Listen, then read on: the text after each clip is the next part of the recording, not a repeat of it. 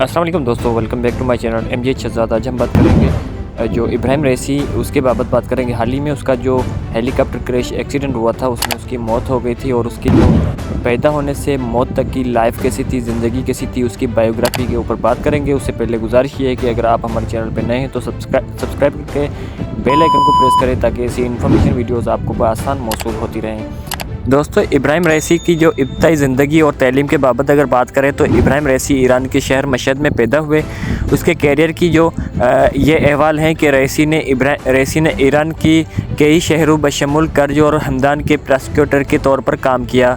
1985 में उन्हें तेहरान का डिप्टी प्रोसिक्यूटर मुकर्रर किया था और 1999 में वो तेहरान के प्रोसिक्यूटर बन गए थे। वो माहिरीन के असेंबली के रुकन थे, एक ऐसी तंजीम जो मुल्क के सुप्रीम लीडर का इंतखाबात करते हैं। सामीन इकराम, सदारती जो इब्राहिम रईसी की 2021 से लेकर 2024 में अपने मौत तक ईरान के सदर रहे।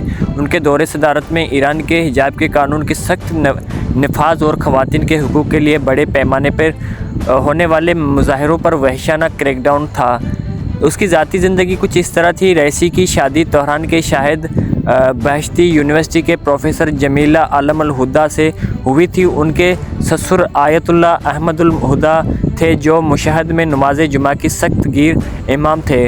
रईसी के 2 बालिग बेटियां हैं और हाल ही में आप सब जानते हैं कि इब्राहिम रईसी 19 मई 2024 को मशरक़ी आज़रबाईजान सूबे में एक हेलीकॉप्टर के हादसे में इंतकाल कर गए हैं। उस हादसे में वज़ीर ख़ारजा हुसैन अमीर अब्दुल्ला और कई दीगर एहलकार भी मारे गए।